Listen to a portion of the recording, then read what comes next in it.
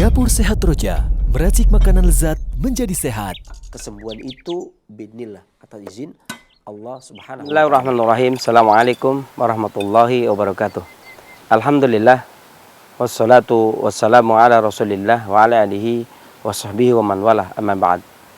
Kaum muslimin rahimani wa rahimakumullah, kita panjatkan segala puji syukur kita kehadirat Allah Subhanahu wa ta'ala yang telah melimpahkan kurnia-Nya kepada kita, memberikan kepada kita kesempatan, kesehatan, sehingga di saat kali ini kita dipertemukan kembali oleh Allah Subhanahu wa ta'ala. Salat serta salam semoga selalu senantiasa Allah curahkan kepada junjungan kita Nabi besar Muhammad SAW, kepada para keluarganya, kepada para sahabatnya, kepada para tabi'in, tabi'in dan seluruh pengikut-pengikutnya yang senantiasa istiqomah di dalam menapaki sunnahnya hingga di yaumul qiyamah. Dan adapun kemudian daripada itu, berhubungan dengan pengobatan dari Imam Ibnu Qayyim al-Jauziyah mengatakan bahwasanya pengobatan itu ada dua. Yang pertama adalah pengobatan fitrah, yakni pengobatan yang semua makhluk Allah Subhanahu wa taala itu bisa menangani sendiri. Entah itu hewan, ya, binatang, kemudian manusia, semuanya bisa menangani. Sebagaimana penyakit lapar, maka obatnya adalah makan. Sebagaimana keluhan haus, maka obatnya adalah minum. Kedinginan, obatnya adalah berselimut. Kecapean, obatnya adalah istirahat. Ya. Dan semua ini ma'ruf diketahui oleh manusia maupun oleh binatang. Kemudian yang kedua adalah penyakit al-mizaj, ya, penyakit campuran, penyakit perubahan tabiat. Dan penyakit al-mizaj ini terdiri dari 3 hal. Yang pertama adalah penyakit mutasyabihat, penyakit yang rumit. Ya. Yang kedua adalah penyakit al-aliyah, dan yang ketiga adalah penyakit al-am. Dan adapun penyakit mutasyabihat, kata Imam Ibnu Qayyim, adalah penyakit berubahnya tabiat. Ya, berubahnya tabiat seseorang, baik dia cenderung kepada panas, cenderung kepada dingin, cenderung kepada kering, cenderung kepada lembab. Dan ini dikarenakan 2 hal, dikarenakan dari dalam ataupun dari luar.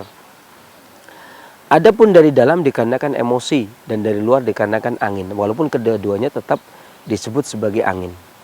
Dan dalam hal ini, manakala seseorang itu antibodinya kuat, kekebalan tubuhnya kuat, maka kekebalan tubuh itu akan menangkis serangan-serangan penyakit yang datang dari luar. Ya, maka pertahanan tubuh yang paling luar itu pertahanan tubuh yang paling dominan, digunakan untuk menangkal serangan penyakit yang datang dari luar, yang dia tetap menyerang, kemudian kita bisa menangkalnya. Ya. Dan energi vital bagian luar, orang klasik Tionghoa mengatakan Wei Qi, penyakit energi vital yang berada di posisi bagian luar. Dan para pengobat klasik menyebutkan bahwasanya pertahanan energi luar ini didominasi oleh kekuatan energi vital paru-paru.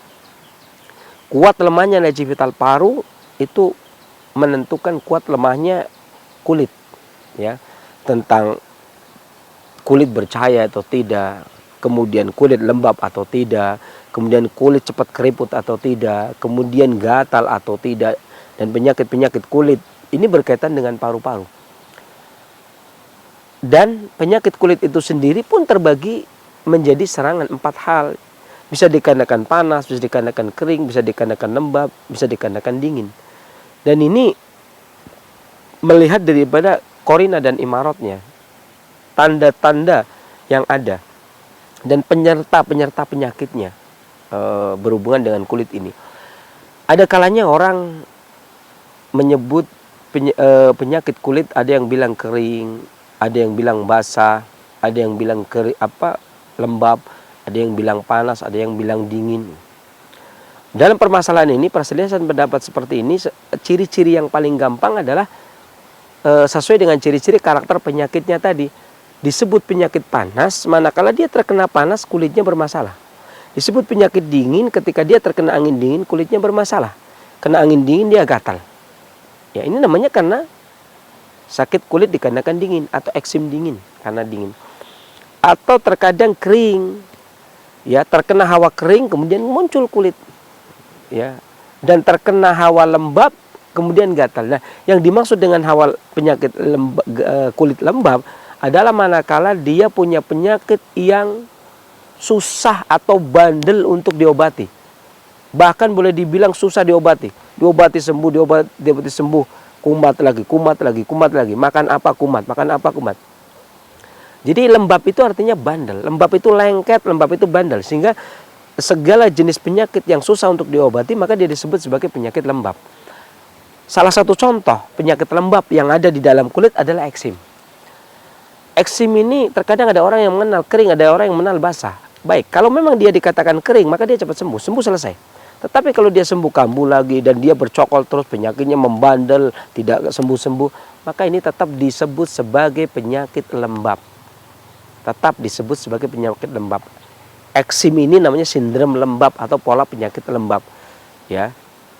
Maka dalam kesempatan ini kita akan dari Dapur Roja akan memberikan tips sehat bagaimana mengatasi gangguan penyakit eksim, ya, dengan bahan-bahan obat. Dan ini di Dapur Roja kita sudah sediakan, maka untuk itu langsung mari kita ke dapur. Kaum muslimin rahimani wa rahimakumullah. Kembali kita bertemu di Dapur Roja. Eksim yang membandel, maka dia disebut sebagai penyakit lembab. Kalau tidak, maka tidak. Ya. Disebut lembab dikarenakan dia mengikuti karakteristik sifat lembab itu tadi. Ya, dia bandel, tidak mudah untuk dihilangkan. Nah, dan penyakit-penyakit ini masih disebut sebagai penyakit mutasyabihat. Terkadang ada beberapa komplikasinya. Penanganannya tetap seseorang itu harus memberikan harorah ataupun rutubah. Ya. Beberapa orang yang sering mengkonsumsi buah-buahan itu akan meringankan. Ya. Kemudian beberapa orang yang tidurnya tidak terlalu malam, kurangi stres, kurangi sedih, itu pun akan meringankan bebannya. Beban penyakit eksimnya. Ya. Dan kita kali ini akan memberikan tips bagaimana mengatasi eksim dengan bahan ramuan obat. Ya, di sini saya akan menggunakan kunyit, kemudian temu hitam. Ya, nanti bisa kita kasih jeruk nipis. Kunyit kemudian temu hitam, bahan bakunya. Adapun kunyit yang kita gunakan adalah kunyit umbinya. Umbinya dingin sehingga dia mengeringkan kelembapannya. Sedikit pedas juga mengeringkan kelembapannya. Kemudian kunyit juga meluruhkan dahak, kemudian menguatkan paru. Ya, kunyit juga menguatkan paru sehingga membersihkan kulit. Kemudian yang kedua adalah temu hitam. Temu hitam itu pahit, dingin. Dia menguatkan energi vital paru dan mengukuhkan rutubah paru sehingga bisa digunakan untuk meremajakan kulit.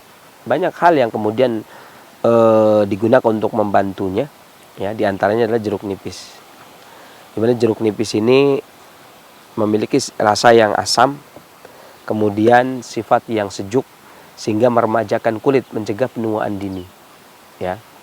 Dan kita akan masak dulu.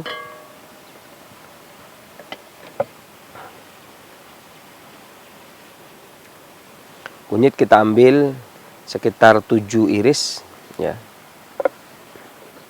Kemudian kita gunakan temu hitam 3 iris. Ya. Kemudian jeruk nipisnya nanti kita gunakan setelah mendidih. Ketika kita sudah tuang, maka kita campur jeruk nipis. Kita biarkan sampai mendidih. Ya, kita nanti gunakan jeruk nipis itu saat mau menggunakan, yakni dengan gelas. Kita biarkan sampai mendidih. Kaum muslimin sekalian, para pendengar dan pemirsa Roja, kunyit ini dengan temu hitam, maka pertemuan antara kunyit dan temu hitam ini memiliki sifat yang dingin pahit. Ya, digunakan untuk melembabkan, mengeringkan kelembapan, ya, dan digunakan untuk membersihkan paru-paru. menguatkan paru-paru dan membersihkan paru-paru. Tentunya selain meluruhkan dahak, batuk, dia juga untuk kulit. Adapun untuk menghaluskan kulitnya, mempertahankan kelembapannya juga, dan mencegah penuaan pada kulit, maka kita gunakan nanti jeruk nipis. Ya, dimana jeruk nipis ini rasanya asam, dia menguatkan hati sehingga hati itu akan menyuplai darah kepada permukaan kulit bagian luar. Ya. Kembali saya lanjutkan penjelasan dari Imam Ibnu Qayyim Al-Jauziyah. Jadi 4 penyebab penyakit tersebut, panas yang berasal dari luar atau panas yang berasal dari dalam, lembab yang berasal dari luar atau lembab yang berasal dari dalam, yakni dari emosi, kemudian dingin yang berasal dari luar, dingin yang berasal dari dalam. 4 penyebab ini baik secara mada ataupun secara kaifiyah, secara materi ataupun secara fungsi, dia akan melukai badan. Ya, terkadang hawa udara itu melukai badan dari sisi fungsinya, ya, dan terkadang juga dari sisi materinya, terluka materinya. Adapun eksim ini, gangguan kulit seperti eksim ini, maka yang terkena adalah materinya. Ya. Memang kelihatannya sepele, mungkin kalau eksim itu sekitar di siku kita bisa pakai baju panjang, kalau di lutut kita bisa pakai celana panjang, tetapi mengganggu dan itu susah. Kalau si eksim itu susah sembuh, membandel, diobati nggak sembuh-sembuh, maka dia jenis kategori lembab, maka pengobatannya dengan cara dikeringkan. Adapun kalau terkena gatal kemudian dia terkena dingin kemudian dia gatal, berarti dia sifatnya atau sindromnya dingin. Maka yang kita gunakan adalah seperti jahe. Maka dalam literatur jahe itu untuk eksim juga, kencur untuk eksim juga. Ini untuk eksim yang tipenya kita kena dingin kemudian gatal. Kalau nggak kena dingin nggak gatal itu. Ya, ini sudah mendidih. Ya, kita biarkan.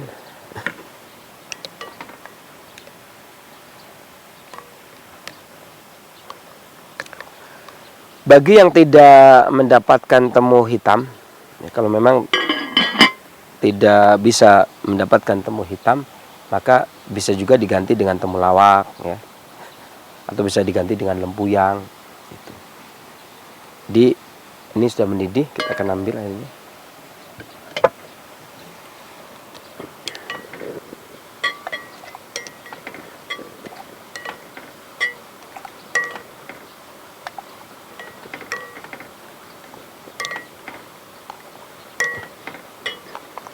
Adapun merebusnya dengan 1 gelas air, ya, hingga sisanya menjadi segini, ya, sisanya menjadi sekitar 3/4 gelas.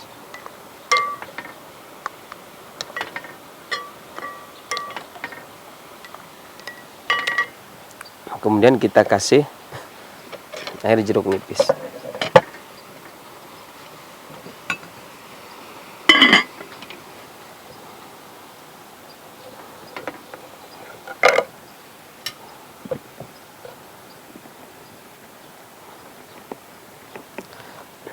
Air jeruk nipis itu untuk mengharmoniskan antara hati dengan paru, agar fungsi hati tidak terlalu membebani paru-paru dan membersihkan darah yang ada di hati, karena darah yang dari hati itulah yang digunakan untuk menyegarkan dan melembapi kulit yang ada di permukaan. Kemudian kita tuang jeruknya, cukup 1.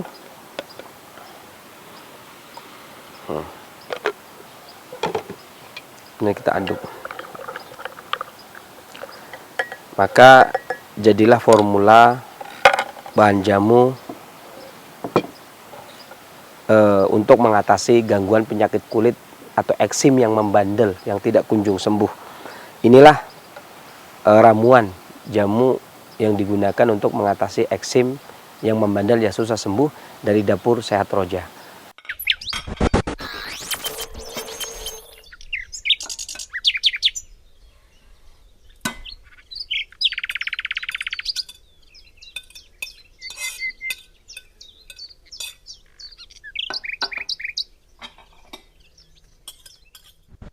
Selamat mencoba dan mudah-mudahan Allah angkat penyakitnya, dan kalau kesembuhan itu dari Allah, kekurangan dari saya kira billahi taufiq wal hidayah, walhamdulillah rabbil alamin. Wassalamualaikum warahmatullahi wabarakatuh. Dapur Sehat Roja, meracik makanan lezat menjadi sehat. Kesembuhan itu biidznillah, atas izin Allah Subhanahu wa taala.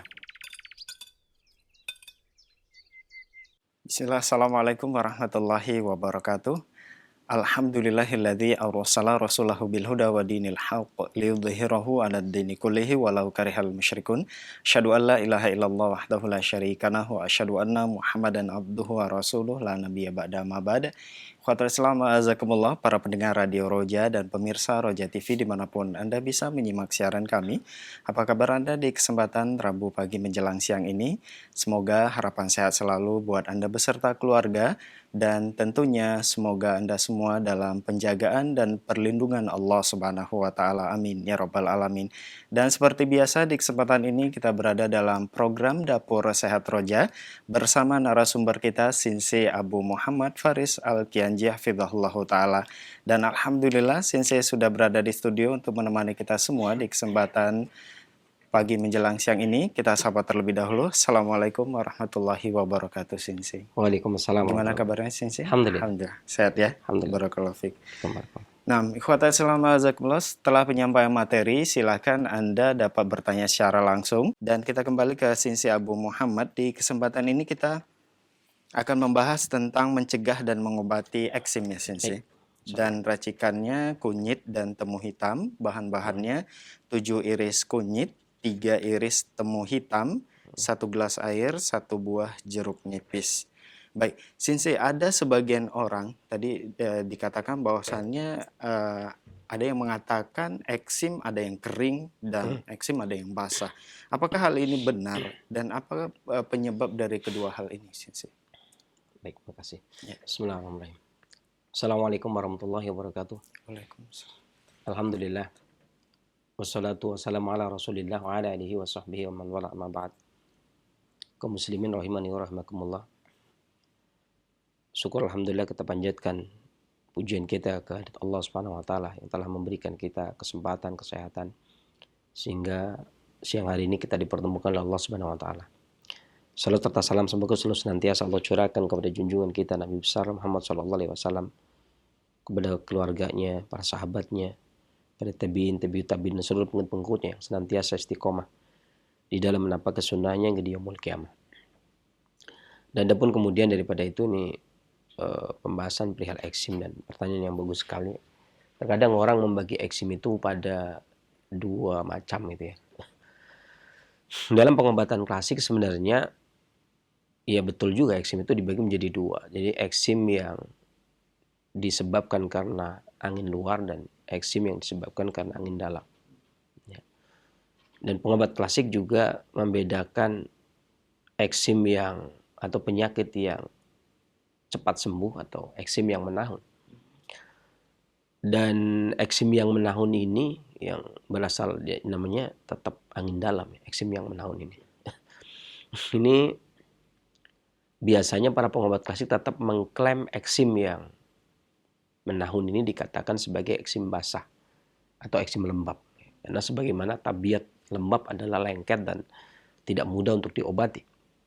Ya, maka tetap saja mereka, para pengobat klasik, akan mengklaim bahwasanya yang dimaksud oleh masyarakat eksim secara umum ya kalau dia terjangkit orang yang menderita eksim itu lama lebih dari 1 tahun, maka tetap saja pengobat klasik itu mengklaim itu eksim lembab. Mungkin orang awam menyebutnya eksim basah ya. Eksim lembab meskipun dia tampak kering. Jadi ukuran kering ini bukan kering basah, kalau dalam pengobatan klasik itu bukan dari teksturnya gitu ya. Enggak, kalau saya garuk eksimnya kering, enggak keluar cairan misalnya gitu. Tapi kalau dia sakitnya menahun, maka tetap saja dia masuk kategori eksim basah atau eksim lembab. Istilahnya sebenarnya bukan eksim basah tapi eksim lembab, karena kadang-kadang rutubah itu diartikan basah ya kan. Atau lembab itu terkadang ada yang menerjemahkan basah. Rutubah ada yang menerjemahkan basah ya. Atau artinya lembab ada yang memasukkan kategori basah ya. Di sini hanya ada eksim lembab, ini eksim yang orangnya sakitnya itu lama gitu ya, nggak kunjung sembuh. Kemudian eksim kering itu eksim yang dari angin yang menyerang paru yang kemudian menyebabkan seseorang itu menjadi gatal. Nah itu demikian. Dan berhubungan dengan pengobatan, tadi Al-Imam Ibnul Qayyim Al-Jauziyah mengatakan bahwasannya pengobatan itu ada dua, yaitu pengobatan fitrah, semua manusia bisa menanganinya sendiri, dan penyakit al-mizaj ya, atau penyakit campuran, penyakit perubahan tabiat. Dan penyakit al-mizaj ini tadi disebutkan ada tiga, penyakit mutasyabihat, penyakit yang rumit, penyakit al-aliyah, dan penyakit al-am. Ya, ini istilah-istilah ini belum familiar berkaitan dengan penyakit al-aliyah dan penyakit al-am itu apa sih? Jadi begini, memang sebenarnya di Indonesia sendiri itu istilah-istilah penyakit yang demikian itu sebenarnya kan ini sebenarnya bukan cuma Ibnu Qayyim ya. Sebenarnya dari ulama-ulama yang lain pun banyak menyebutkan demikian. Dan kalau kita melihat rentetan sejarah bahwasanya di negara Indonesia itu dulunya ketika masih zaman kerajaan-kerajaan, pas era Singosari, Majapahit, kemudian pengobatnya disebut sebagai Acaraki, kemudian pas era Demak Bintoro, pas para dai atau balik yang dari Turki itu diutus ke Indonesia di masa pemerintahan Muhammad Jalabib ya tahun 1404. Berdasarkan catatan Mahuan ya, sekretaris dari Laksamana Cheng Ho yang 1405 dia datang. Jadi sebenarnya ketika ada orang yang sakit, jadi orang-orang Turki Islam ya, generasi Muhammad Jalabib ya mengutus para dai ke Indonesia ini, mereka sudah mengenal istilah-istilah seperti ini sebenarnya. Di Indonesia itu sudah dikenal istilah-istilah yang dari Arab ya. Itu sudah dikenal. Cuman memang publikasinya itu sudah diterjemahkan. Publikasinya itu diterjemahkan bebas. Artinya di sini penyakit mutasyabihat adalah penyakit yang memang pencampuran tabiat. Penyakit tersebut memang rumit. Di mana penyakit mutasyabihat itu disebabkan oleh dua hal. Angin dalam dan angin luar. Angin dalam itu emosi, angin luar itu hawa udara. Yang terkadang cocok bagi tubuh, terkadang tidak cocok bagi tubuh. Ya. Walaupun terkadang orang memaksakan, ada kalanya nih di kitab Tibbun Nabawi misalkan atau di kitab Rahmah Fiti wal Hikmah itu dari tahun 1800-an itu sudah berusaha untuk digabung atau diintegrasi lah istilahnya, diadakan penyatuan dengan kedokteran barat itu sudah ada dari tahun 1800-an. Tapi itu tadi tidak ketemunya di ini nih. Tidak ketemunya di mutasyabihat. Makanya biasanya mutasyabihat itu dihilangkan. Nggak ada. Tapi kalau panas dingin gitu ya, orang akan bisa kemudian ini asam basa misalnya begitu ya. Ya panas dingin. Walaupun beda tetap, walaupun ada perbedaan tetap digantung-gantungkan lah ya, pokoknya dipaksakan ya. Walaupun tetap beda, tapi para dokter-dokter yang belajar pengobatan Tibbun Nabawi ya tetap memaksa untuk menyatukan walaupun sebenarnya tetap beda kan, karena yang satu berjalan ke timur, yang satu berjalan ke barat ya, semakin lama semakin jauh, tidak akan semakin ketemu. Ya tapi kalau yang mutasyabihat ini ya mau nggak bisa, makanya ya dibuang itu. Makanya ketika istilah itu dimunculkan baru ya nggak familiar. Kalau panas dingin dan sebagainya kan dari zaman Rumpius tahun 1723 itu saja sudah familiar itu ya, karena ada Cina juga itu udah familiar. Apalagi dari zaman Acaraki, kemudian kedokteran barat datang ke sini, Nyonya Kloppenberg, kemudian para orientalis peneliti itu masih penyakit panas dingin itu masih dipakai itu, masih diakui. Di buku-buku mereka itu masih tertulis. Saya juga punya bukunya, jadi mereka masih menulis yang seperti itu. Tetapi ketika yang sudah seperti ini, mutasyabihat itu penyakit yang disebabkan oleh angin. Nah ini sudah nggak bisa. Makanya mau nggak mau harus dibuang. Ada kalanya memang begitu. Di Cina pun demikian. Jangankan ini yang pengobatan Islam, pengobatan Cina, ya, yang notabene dia ya bisa saja lah dimasukin kemana saja. Itu aja ketika mau mengadakan penyatuan, penggodokan penyatuan, itu tetap ada yang dibuang.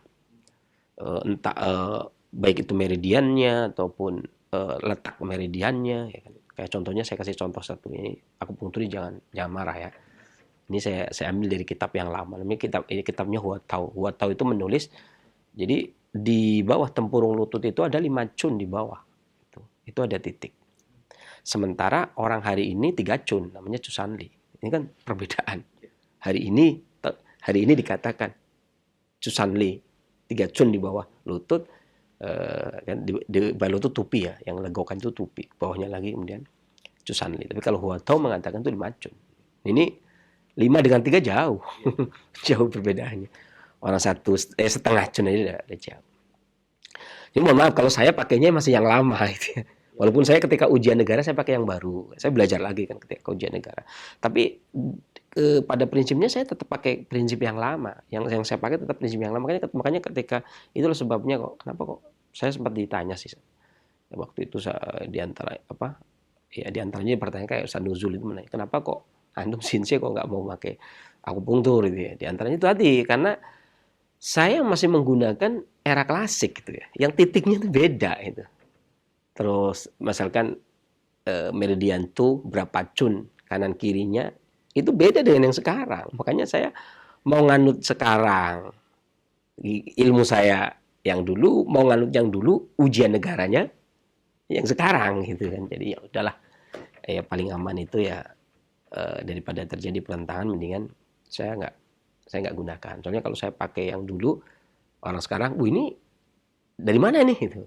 Walaupun saya berikan kitabnya gitu ya. Itu begitu. Nah, ini juga terjadi ketika hal yang baru. Sebenarnya bukan hal yang baru lama. Ketika kita mengatakan ada penyakit angin dalam, angin luar. Yang mana lagi nih gitu kan. Ini repot juga. Tapi karena ini itu artinya nggak kayak pengobatan TCM ya. Itu ada standarisasi namanya TCM. Harus mengacu pada yang sudah ada itu ya, yang sudah dipakai itu yang ya, saya nggak menggunakan karena dia sudah dipakai standarisasi seperti itu. Kalau nggak boleh kan. Ya saya enggak akhirnya kan. Nah kalau ini kan belum ada standarisasi. Di Indonesia pun Tobib itu biasanya dipakai oleh pengobat yang belajar di India atau Pakistan gitu kan. Kalau di Kemenkes 1076 tahun 2003. Jadi sah-sah saja ketika kita membahas dari sisi itu menurut versi kita sendiri karena memang belum ada standarisasi pembuangan 3 kaidah ini. Ya. Jadi penyakit angin dalam dan angin luar mau nggak mau harus diakui karena memang belum ada. Jadi nggak ada standarisasi pembuangan. Kalau tahun 60 kan di Tionghoa ada pembuangan, ada penambahan dan pembuangan. Kalau ini enggak. Ya makanya saya masih berani untuk menyampaikan karena nggak ada pembuangan di sini. Di Indonesia itu dan di Indonesia itu nggak kayak negara-negara lain, Masya Allah gitu kan. Ya, silahkan saja Indonesia. Jadi jangan dikira kemudian, kami susah mau ini dikekang. Mana ada, Indonesia nggak ada yang dikekang. Ya kan? Orang jualan jamu keliling tanpa resep aja bisa. Gitu. Mana sih? Jadi aman lah ya. Nah, kemudian Masya Allah. Kemudian ini disampaikan, ini angin dalam atau angin luar. Dan kedua angin tersebut sifatnya 4. Panas, dingin, kering, atau lembab. Kan? Atau komplikasi di antara 4 ini. Panas, dingin, kering, lembab. Kadang panas lembab, panas kering, dingin lembab, dingin kering, itu namanya komplikasi. Jadi sebenarnya penyebabnya 4 tadi. Penyebab utamanya adalah angin dalam atau angin luar dan sifat anginnya itu 4. Ya. Nah, terkadang sesuatu yang datang dari dalam mempengaruhi yang di luar, sesuatu yang di luar mempengaruhi yang di dalam. Contohnya begini. Misalkan angin dalam itu contohnya misalkan sedih. Ya. Contohnya sedih. Sedih itu akan melukai organ. Makanya Al-Imam Al-Qayyim dalam Ighatsatul Lahfan menyebutkan pengobatan penyakit kolbu ada 2, ini alamiah dan syariah. Nah, syariahnya sudah tentu orang sedih itu dinasihati, sabar, jangan sedih, kan gitu ya. Tapi ketika dia sudah melukai badan, ini ekstrim sedihnya atau terus-menerus sedihnya, akhirnya orangnya kurus, kulitnya kering, ya, paru-parunya terkena, atau kadang-kadang gatal, juga bisa terkena gatal.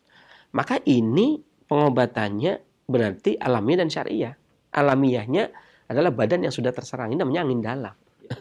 Tapi kalau diobati dari luar saja ya nggak bisa. Selama sedihnya belum, masih ada gitu kan. Penyebabnya apa? Sedih. Paru-parunya misalkan udah sehat, kulitnya udah sehat. Tapi sedihnya masih, tetap aja nanti terluka lagi. Nah, faktor utama juga seorang pengobat juga nggak bisa kemudian langsung, ini sedih. Kasih brotowali misalkan. Brotowali obat gatal ya. Gatalnya misalkan karena parunya karena sedih. Kasih brotowali. Ya oke lah, gatalnya agak mending. Ya.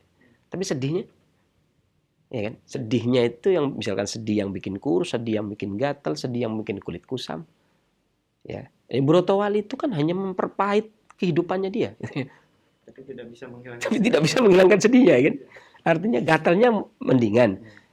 Tapi tambahannya kan kehidupannya sudah pahit. Brotowali kan rasanya pahit luar biasa. Jadi hanya memperpahit kehidupan dia, menambah pahit gitu. Maka itu yang namanya angin dalam. Yang ini angin dalam. Kadang-kadang marah, dongkol, curiga, iri hati itu juga kan menyerang karena fikulu bimarot ketika penyakit itu menyerang kolbu maka dia akan Allah akan tambah penyakitnya. Yang lain juga akan terkena sakit juga gitu. Nah, ini angin dalam. Jadi artinya di sini sebenarnya sedih ini sifatnya kering. Oh, kok dari mana tahu? Ya kalau orang sedih mengeringkan badan. Makanya kan kalau kadang-kadang kita ketemu teman lama yang dulunya segar bugar, begitu ketemu kok kamu sekarang kurus, ya kan? Tua kurus. Ternyata kehidupannya sedih. Tapi kehidupannya bahagia, wah seger banget. Kamu tambah awet muda saja kan itu ya. Jadi itu tadi gembira memperlancar peredaran darah gitu kan, menghangatkan badan gitu kan. Sementara sedih itu mengeringkan tubuh. Khawatir cemas melembabkan tubuh. Khawatir cemas itu melembabkan tubuh. Misalnya begitu. Ketakutan melemahkan ginjal sehingga gampang kencing gitu. Orang yang takut itu bisa terkencing-kencing. Jadi ini yang namanya angin dalam kemudian menyerang. Ini penyakit mutasabiat. Atau bisa jadi angin luar mempengaruhi. Ya, orang itu terserang penyakit dulu, baru kemudian emosinya tidak stabil. Ada seperti itu. Ada kalanya orang yang kalah tender masuk rumah sakit ada. Nggak ada hubungannya antara tender dan rumah sakit. Begitu kalah tender masuk rumah sakit, gagal ginjal. Gitu. Padahal kalau ditanya ada hubungan nggak antara kalah tender dengan rumah sakit? Nggak ada hubungan. Tapi itu tadi, ketika kadang-kadang orang shock itu begitu. Ini namanya angin dalam, walaupun tidak diakui dalam pengobatan barat. Ini namanya angin dalam. Dan penyakit mutasabiat ini terkadang mada, terkadang kaifiat, terkadang dia materi, terkadang fungsi saja. Gitu. Orang dicaci maki nggak nyaman kan? Itu kemudian nggak bisa tidur. Nggak bisa tidur kan jantung yang kena. Karena susah tidur itu jantung panas. Orang ada masalah juga kadang-kadang nggak bisa tidur. Ya nggak harus masalah yang berat sih. Orang pingin pulang kampung aja nggak bisa tidur. Gitu kan. Besok mau pulang kampung nih. Ya, aja malam ini nggak tidur itu. Beres-beres ini, beres-beres itu. Padahal nanti kalau pulang macet. Ya, nggak sampai-sampai juga. Tapi tetap aja nggak bisa tidur. Sesuatu yang membahagiakan juga akan membuat orang bisa tidur. Hawanya panas. Jadi kalau sejuk ya dia tidur. Makanya seperti itu. Jadi terkadang terkadang dia hanya ya dari dalam saja, emosi, perasaan saja, atau terkadang mada, terkadang memang materi seseorang makan, kemudian sakit. Makan misalkan kebanyakan pedas kemudian sakit, gitu ya. Kemudian makan apa kemudian mencret, gitu kan? Ini terkadang makanan. Ada kadang dari materi, ada dari fungsinya. Jadi macam-macam itu mutasabihat. Ya.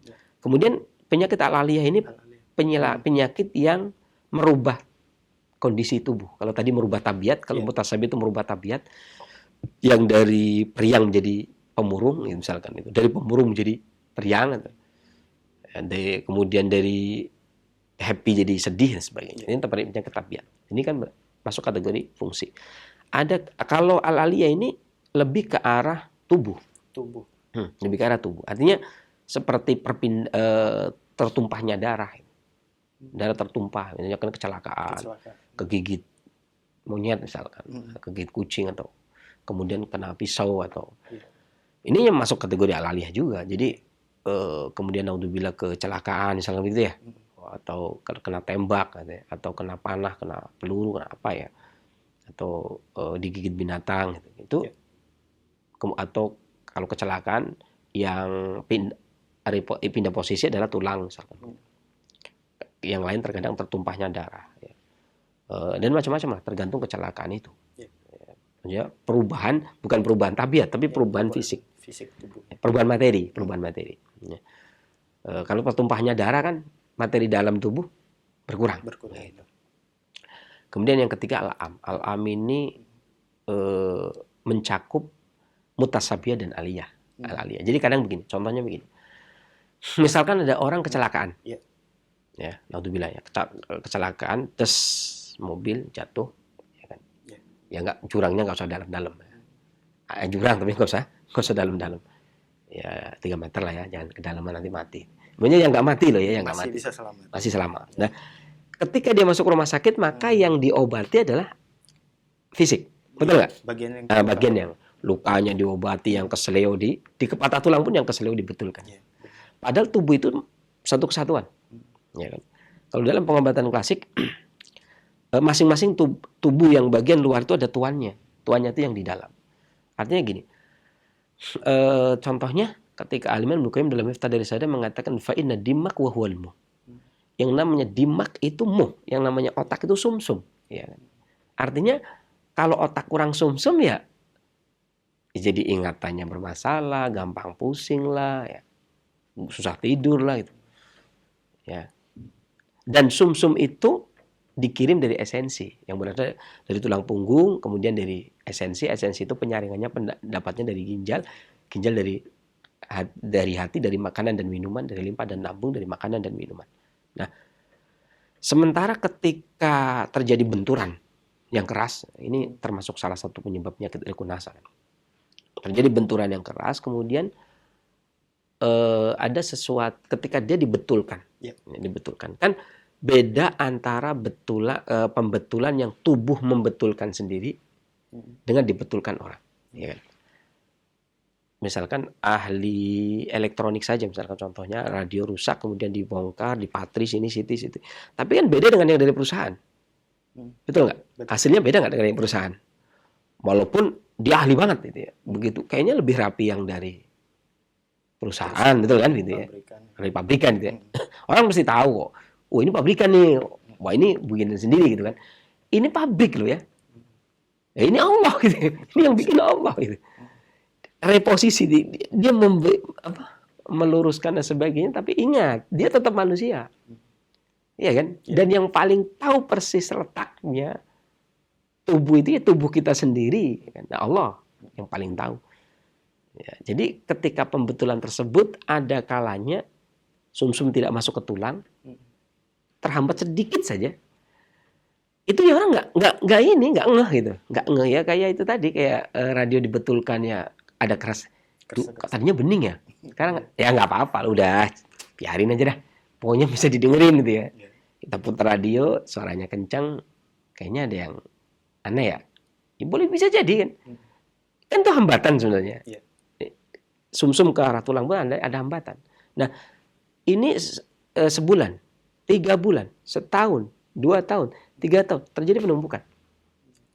Lama-kelamaan kemudian buat jalan berat gitu ya. Tiba-tiba sekian tahun kemudian dia jalan berat. Ini namanya penyakit al-am. Jadi penyakit al-aliyah pada awalnya kemudian dicampur dengan penyakit mutasyabihah tadi. Kena angin dari luar. Makanya katanya Irkunasa itu nyeri dari panggul sampai ke telapak kaki. Adanya sumbatan yang tidak sempat diurai, kemudian terkena angin dari luar. Sehari, 2 hari, 3 hari, 4 hari, tahun, 2 tahun. Menumpuk. Karena dulu pernah ada orang Riyadh ya, kemudian yang datang ke sini, kemudian beliau ini periksa. Dan saya katakan, kemudian setelah saya periksa, saya katakan, kalau tidak keliru, itu 11 tahun yang lalu itu, antum ada terjadi permasalahan pada tulang. Entah itu kecelakaan, entah itu jatuh gitu ya. Gitu. Waktu itu hitungannya. Waktu itu saya hitung, perhitungan saya hitung. Wah, sekitar tahun 2000 sekian gitu, 2011 waktu saya. Kemudian beliau mengatakan, oh iya, betul.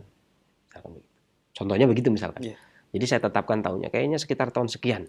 Ada, kan dia ingat, kayaknya nggak ada, saya ingat.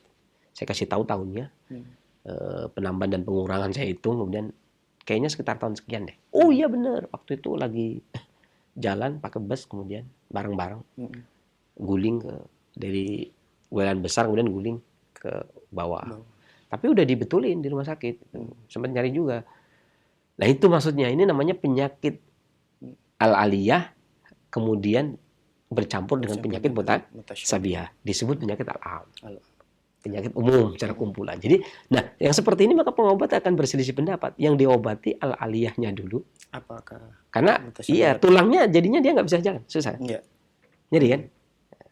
Tapi dulunya udah bagus, sudah beres. Ya tapi namanya juga reparasi ya. Oh, reparasi kayak ini itu apa ahli tulang ya. Seahli-ahlinya tetap dia posisi dia sebagai manusia itu tetap pasti. Walaupun ada ahli tulang garansi pun tetap dia manusia. Artinya presisi kemudian sumsum masuk itu ya nggak bisa dipastikan seperti itu, ya kan. Makanya kadang-kadang saya memberikan saran yang kayak gitu itu udah gini aja dah. Kalau nggak terlalu parah saya bikin saran. Misalkan ubi ungu tumbuk atau apa cangkang remis atau cangkang kepiting itu ditumbuk kemudian dikasih air kemudian dibalurkan, ditambah jahe boleh. Kemudian agar dia nanti tubuh itu akan proses sendiri, mencari posisi sendiri. Beberapa kali saya lebih suka begitu walaupun saya juga termasuk lulusan patah tulang, ya. Tadinya saya juga belajar tentang tulang.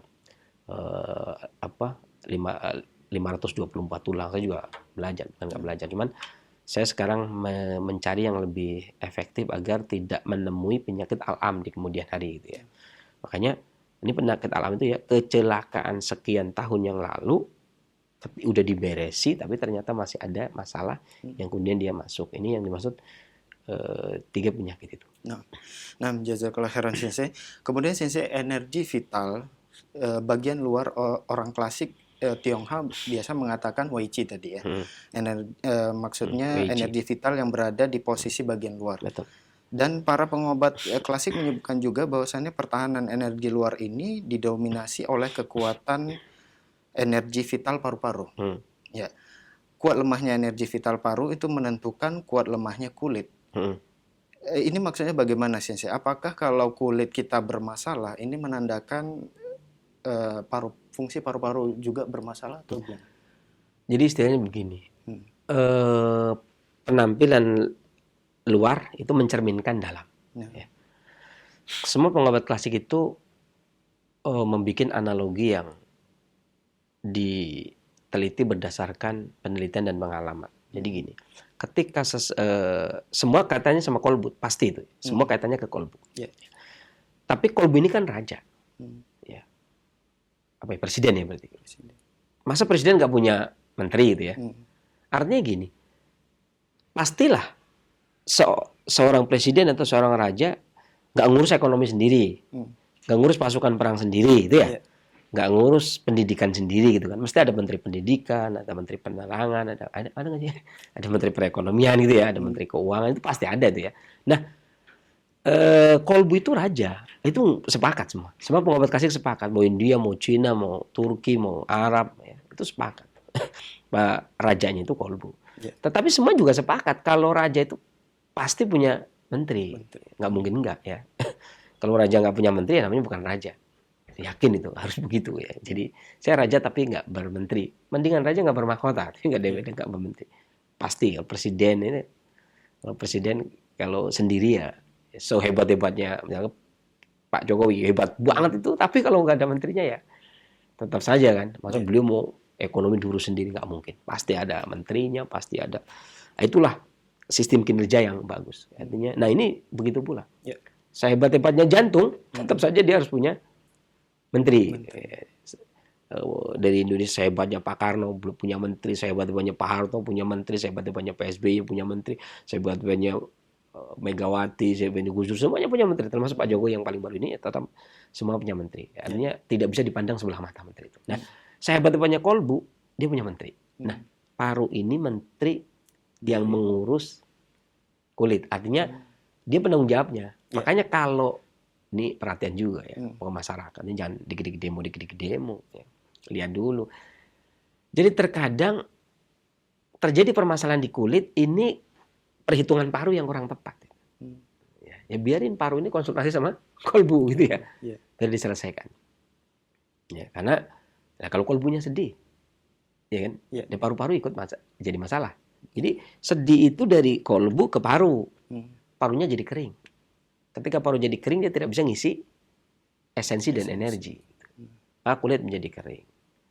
Makanya orang Indonesia itu mengatakan Yang di luar itu dikasih nama pori-pori. Karena dia yang di dalam tuh paru-paru gitu ya. Di dalam agak mirip-mirip dikit lah ya.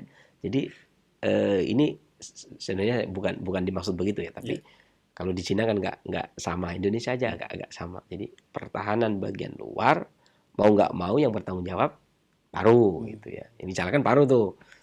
Jadi nah mantapnya ini kalau negara mau mengikuti petunjuk badan itu ya, mengikuti badan itu kalaupun gatal nggak ada yang demo, ya kan? Itu harusnya begitu tuh, itu harus diakui itu.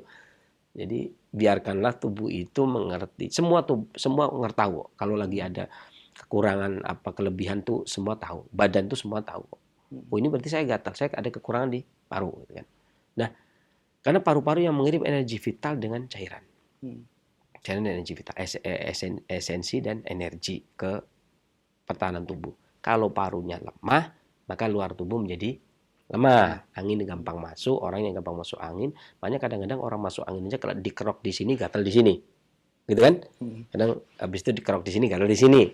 Itu karena ya itu tadi. Biasanya karena masuk. Kenapa dikerok? Karena ini kan penemuan terakhir 2013 apa ya? Profesor Didik Tamtomo yang melakukan penelitian tentang kerokan. Jadi energi vital bagian luar diserang, paru-parunya terkena. Kan begitu. Nah, Sensei. Kemudian Sensei, beberapa orang sering mengkonsumsi buah-buahan itu akan meringankan untuk penderita eksim ya. Kemudian beberapa orang yang tidurnya tidak terlalu malam, kemudian dengan mengurangi stres, mengurangi sedih, itu pun akan meringankan beban penyakit eksim tersebut. Berarti ini apa keterkaitan antara beberapa penyakit seperti stres, sedih, itu harus diatasi dulu, kemudian baru bisa ke bagian yang luarnya. Itu sebenarnya saya katakan tadi sebelum ini Ibnu Qayyim mengatakan pengobatan kolbu alamiah syariah gitu kan. Jadi dia mau eksimnya sembuh tapi sedihnya enggak. Memang kesembuhan binillah, tazim Allah. Tapi secara teori nggak bisa. Secara teori nggak bisa. Tapi kalau sembuh bisa jadi kan? Kalau Allah menyembuhkan sah-sah saja kan? Tapi dalam teori pengobatan klasik nggak bisa begitu. Jadi memang itu semua berkaitannya dengan paru. Paru itu memang sifatnya kering. Dan dia paling anti terhadap kering. Dia nggak suka yang kering. Kenapa? Karena dia udah kering. Contohnya gini, saya misalkan hidup di puncak gunung, dingin kan? Pasti nggak suka dingin dong. Tentu. Misalkan pas lagi dingin, silakan minum es teh biar seger. Wah malam-malam begini minum es teh. Makin dingin. Nah, makin dingin di Gunung Bromo tuh nggak ada orang nyari es teh ya. Atau di Malang ya. Tapi yang dicari kan yang panas. Nah paru-paru itu kering. Maka dia nggak mau kalau terkena kering. Maka organ yang paling anti terhadap kering adalah paru. Ya. Nah kering ini berarti kan ketika seseorang sudah terlemah parunya, kemudian terkena eksim, berarti kan paru-paru butuh dilembabkan, gitu kan? Kalau dia nggak mau kering, berarti ya udahlah dilembabi gitu ya. Dan buah-buahan itu hampir mayoritas buah-buahan, saya tidak bilang semua, mayoritas buah-buahan itu rasanya manis ya. Ya walaupun ada asamnya pasti manis ya. Manis itu memiliki dua sifat, lembab dan manis. Manis itu lembab dan hangat. Ya. Lembab dan hangat. Hangatnya memupuk energi vital, lembabnya melumasi tadi, ya kan? Kekeringan paru itu terlumasi, maka terbayar ke paru-paru itu dilembabkan. Kekurangan energi vital bagian luarnya, hangatnya itu yang menguatkan energi vital, karena energi vital itu bagian dari sifat panas yang ada di dalam kolbu. Jadi emosi yang mengganggu kolbu, kalau kata Ibnu Qayyim dalam Miftah dari Sa'adah, paru-paru itu tukang kipasnya jantung, tukang kipasnya kolbu. Jadi kasarnya gini, kalau itu kolbu lagi bersedih, ya kan?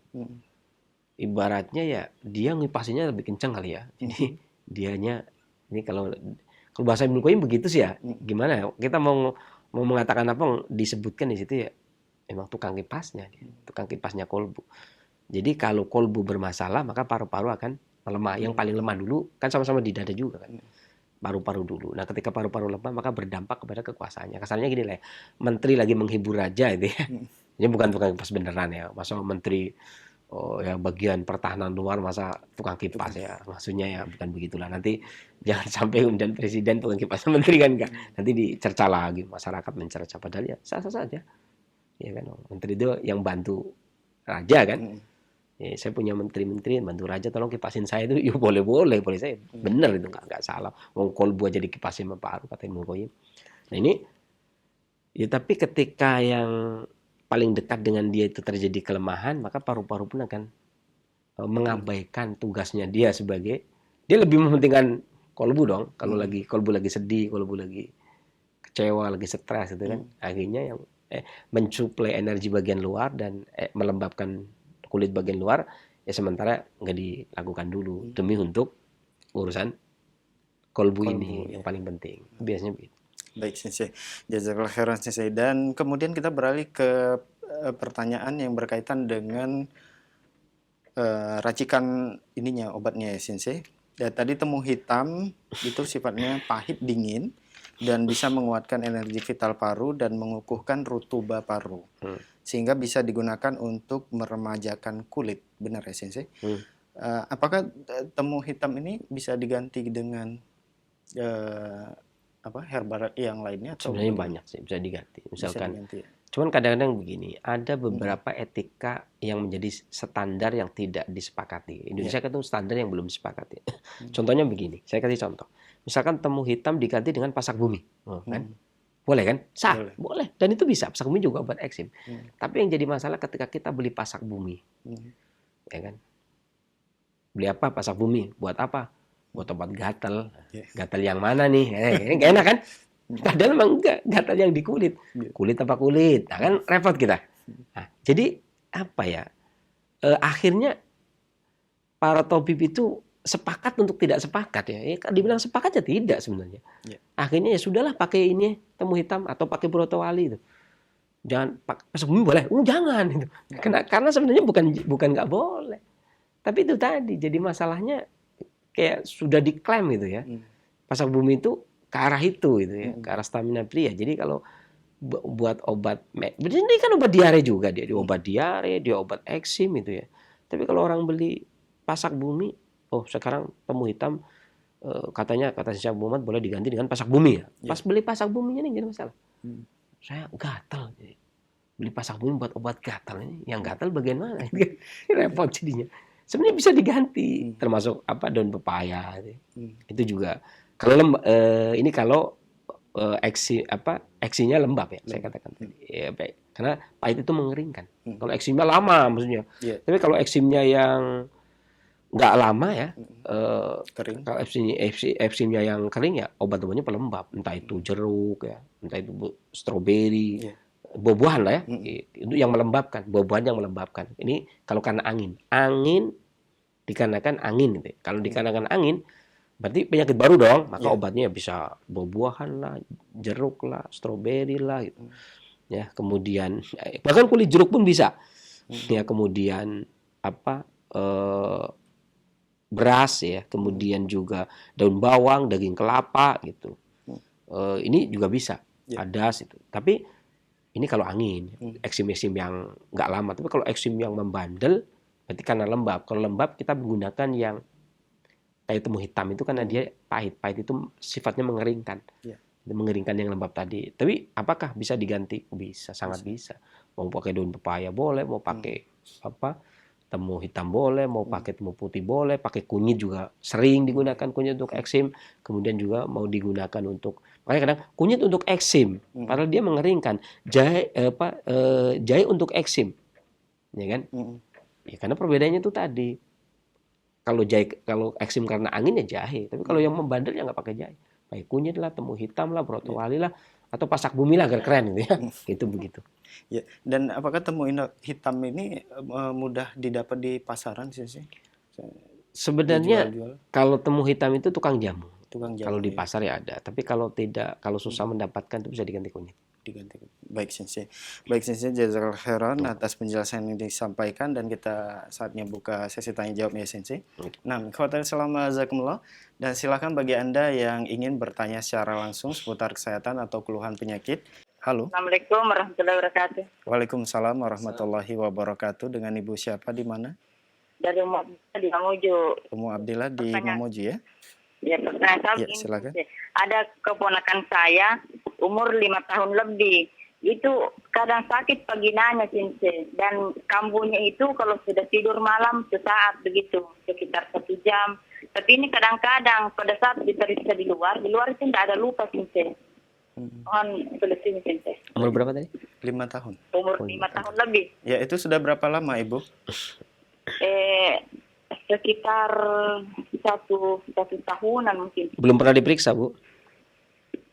Belum pernah diperiksa di dokter ahli, pernah dulu cuma masuk puskesmas dulu waktu kambuh pertama kali. Katanya apa? Kata dokter gimana? Tidak, saya tanya kakakku, kenalannya kakakku tidak ada juga, dia bilang apa-apa. Nah, maksudnya cuma dikasih obat anu gitu. Baik. Dulu waktu kambuh pertama kali. Baik, ada yang mau Ini ditanya? beberapa bulan ini baru kambuh lagi. Baik Ibu. Pertanyaannya sudah bisa kami tangkap. Mohon ditunggu jawaban dari Sensei, Bu. Iya. Baik. Jazakallah khairan. Silakan Sensei. Ya. Biasanya dubur dan kemaluan itu ada beberapa pengobat klasik, diantaranya klasik Tionghoa itu menghubungkan dengan paru. Paru juga. Ya, selain kulit, dubur, kemudian kemaluan. Kadang dihubungkan dengan itu. Ya. Dan anak kecil itu saya pernah membahas tentang kelainan anak kecil ya. Seringnya anak kecil itu hubungannya kalau nggak pencernaan ya pernafasan. Kalau nggak limpa, kemudian paru. Jadi dari saya sudah pernah membahas anak kecil itu pada wanita itu ya sampai kelipatan 7 tambah 7 dari 14. Ya. Setelah itu ya maka dia dianggap sebagai dewasa atau pemuda. Ya. Pada pria ya sekitar 16 tahun ya, setelah melampaui masa balik sampai balik itu ya disebut dewasa. Dan paling penting itu nggak ada masa remaja. Kalau masa remaja itu biasanya kebiasaan tradisi, walaupun itu istilah ya, tradisi barat untuk remaja itu ya biasanya masa remaja, masa bercinta, masa pacaran. Maka harusnya nggak bisa. Anak-anak balik berarti dewasa. Ya, dewasa itu ya sudah harus siap menentukan langkah. Ada perintah dari Allah dan Rasulnya SAW. Ya, nggak ada remaja untuk bercinta dan lain sebagainya. Itu ya. Masa remaja macam indah. Dewasa kalau sudah dapat bertanggung jawab terhadap apa yang dilakukan itu sudah dipertanggungjawabkan di hadapan Allah Subhanahu wa taala. Jadi ketika masih di bawah 7 tadi kan. Ini kan nanti masih masuk kategori kekanak-kanakan. Anak ya. Maka ada beberapa obat penghilang nyeri. Manis juga penghilang nyeri, madu penghilang nyeri. Maka saya pernah berkatakan juga di antaranya, saya dulu pernah mengatakan ketika ada orang yang sunatan untuk menghilangkan nyerinya boleh makan ayam kampung gitu ya. Ayam kampung bakar itu juga penghilang nyeri. Madu juga penghilang nyeri ya. Walaupun anak wanita itu pada orang Jawa itu akrabnya dengan kunyit. Tapi yang jadi masalah kan anak 5 tahun ini terbiasa minum jamu apa tidak? Kalau biasa minum jamu ya tinggal dimintai saja ke jamu yang keliling. Tahu jamu keliling itu setahu saya nggak mau itu mana sih? Mamuju, Sulawesi. Sulawesi ya. Woi, saya pernah di ND 9 hari saya di ND. ND itu dekat Flores ya. Nusa Tenggara Barat. ND. Saya pernah di ND itu ada tukang jamu keliling itu ada. Kalau tukang jamu keliling itu soft dia, artinya ketika diminta kunyit dong, nah itu dia kasihnya soft. Jadi anak kecil pun sekarang itu kan ada itu yang kunyit pun dipakai plastik yang panjang kemudian dikenyot sama anak kecil. Ya. Kalau ibunya kalau bikin kan nggak enak gitu ya. Kalau ibunya bikin nggak enak, itu kunyit itu efektif digunakan untuk menghilangkan nyeri. Ya, walaupun ada beberapa bahan obat lain yang sifatnya penghilang nyeri, tapi anak-anak kan dicarinya yang paling enak ya. Demikian mudah-mudahan Allah angkat penyakitnya. bermanfaat bagi para pendengar Indonesia yang lainnya selanjutnya. Baik, jazakallah khairan Sinse atas jawaban yang disampaikan. Semoga bermanfaat untuk penanya Umu Abdillah yang berada di Mamuju. Nah, ikhwatal Islam azakumullah, masih kami buka kesempatan bagi Anda yang ingin bertanya secara langsung. Halo. Assalamualaikum. Waalaikumsalam warahmatullahi wabarakatuh. Dengan Ibu siapa di mana? Saya Lina di Bekasi. Ibu Lina, silakan. Afan, Ya. mau tanya tapi di luar tema boleh? Masih kaitan dengan ini ya Ibu, kesehatan dan penyakit ya? Masih. Ya, silakan. Begini, tangan saya, ujung-ujungnya itu seperti kesemutan. Tapi kesemutannya itu 24 jam. Ya. Awalnya hanya tangan kiri, sekarang udah mulai di tangan kanan. Nah, setelah pernah dicek ke rumah sakit, ke dokter, tidak ditemukan apa-apa sih. Nah, itu ada solusinya nggak ya? Umur saya sudah 48. 48 tahun. Itu sudah berapa lama Ibu? Sudah lumayan lama deh, berbulan-bulan ini. Baik. Bukan 24 jam saja, Bu? Iya, 24 jam. Dulu saya pernah berapa tahun yang lalu, kalau menurut dokter saraf itu tidak ditemukan apa-apa, hanya saja saya disuruh donor darah. Karena di atas umur 40 katanya kekentalan darah sudah mulai lebih kental gitu ya. Nah, biasanya saya suka donor, tapi setiap donor Tetap saja masih kesemutan. iya, untuk yang sekarang ini nih. Biasanya dulu yang berapa tahun yang lalu tuh saya udah nggak pernah begini gitu. Kan saya rutin setiap 3 bulan donor. Nah, tapi ini udah tuh 2 kali donor lah. Kesemutannya terus itu. Baik Ibu. Baik Ibu, pertanyaan sudah kita bisa tangkap. Mohon ditunggu jawaban dari Sensei Ibu. Terima kasih Sensei. Ya. Assalamualaikum warahmatullahi wabarakatuh. Waalaikumsalam warahmatullahi wabarakatuh. Silakan, Saya kira Sensei. tadi kesemutan 24 jam. Setelah itu nggak kesemutan lagi gitu ya. Ternyata 24 jam tapi sampai lama. Maksudnya mungkin full gitu ya. Iya. Kalau full ya nggak 24 jam ya. Kesemutan terus itu Bu. Maksudnya jangan kalau 24 jam berarti udah hilang sekarang kan. Udah nggak kesemutan lagi. Ya terdapat sudut pandang yang memang berbeda ya antara kedokteran barat dan kedokteran timur. Dalam kedokteran timur, dalam pengobatan klasik juga nggak ada istilah donor darah. Dan nggak, ya berbeda, namanya juga berbeda ya. Sudut pandang juga berbeda. Jadi kalau datang kemudian solusinya donor darah itu ya, kalau dalam pengobatan klasik itu ada pengeluaran darah, itu namanya bekam, hijamah, bekam. Dan bekam ini sudah dilakukan oleh masyarakat Gayo Aceh Pedalaman itu. Itu dari abad ke-7, sudah sangat lama sekali. Ya. Bahkan kali bekam itu sendiri ya bahasa sini bukan, karena kalau bahasa sananya, bahasa Timur Tengahnya kan hijamah. Jadi bekam itu sendiri ya sudah masuk bahasa Melayu. Digunakan. Jadi ada itu pengeluaran darah itu hijamah atau bekam. Dan memang biasanya orang yang kesemutan itu di bekam langsung ringan ya. Kalau donor saya nggak tahu. Ya. Karena seingat saya belum pernah donor dan nggak pernah didonor. Mudah-mudahan nggak. Kalau dikeluarkan darah atau bekam, oh ya memang ya. Ini biasanya sesuatu yang efektif. Jadi gini. Seseorang itu ketika sudah memiliki prinsip, pertama itu prinsip dulu, jangan menyalahi prinsip. Ketika memiliki prinsip misalkan, Ibu prinsip pengobatan itu misalkan yang bisa diterima itu kedokteran barat, ya berjalan nggak ada masalah karena kesembuhan itu dari Allah, kemudian berjalan. Memang kadang-kadang orang itu coba-coba, dan itu orang coba-coba. Jadi saya ke dokter itu nggak sembuh-sembuh, cobalah ke tradisional itu. Saya di tradisional nggak sembuh-sembuh, cobalah ke dokter itu. Sebenarnya coba-coba juga. Kalau kata saya mah nggak benar kalau coba-coba itu. Jadi seseorang itu memang harus memahami. Kalau dalam pengobatan klasik, sebenarnya kesemutan itu penyebabnya banyak sekali. Ada kalanya Tapi yang pasti energi vital dan darah itu tidak mengalir lancar. Tapi rentetannya panjang karena pertama bisa jadi penyimpanan darah yang ada di hati. Satu, berarti fungsi hati bisa.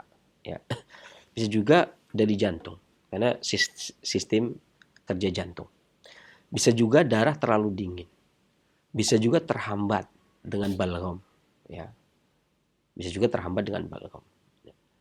Dan tidak bisa dibilang kemudian ketika di kedokteran barat diperiksa kemudian tidak ada apa-apanya, kemudian di klasik nggak ketahuan, itu juga nggak bisa diklaim seperti itu. Karena saya pernah memeriksa ada orang dari Bekasi ke Bekasi arah Kelapa Gading, jadi yang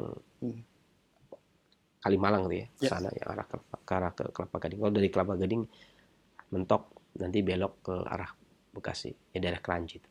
Daerah Kranji berarti. Saya pernah menangani. Jadi ada orang yang kurus, orangnya kurus, sesek terus, ya, kulitnya kering. Diperiksa nggak ketahuan penyakitnya? Dicek nggak ketahuan. Begitu kita periksa, saya bilang, ibu sih memang secara materi nggak ada masalah, paru-paru dan sebagainya nggak ada masalah. Tetapi secara fungsi paru-parunya lemah. Dan penyebabnya saya rasa dari sedih. Baru dia nangis tuh. Penyebabnya dari sedih. Ternyata begitu. Ada kalanya begitu. Jadi di komputerisasi ya sedih mana ada sih kemudian tampak ya. Dan ada kalanya juga darah yang tidak, darah itu kan cairan. Semua cairan itu juga yang bertanggung jawab menteri pengairannya gitu ya. Itu di bagian atas itu limpa.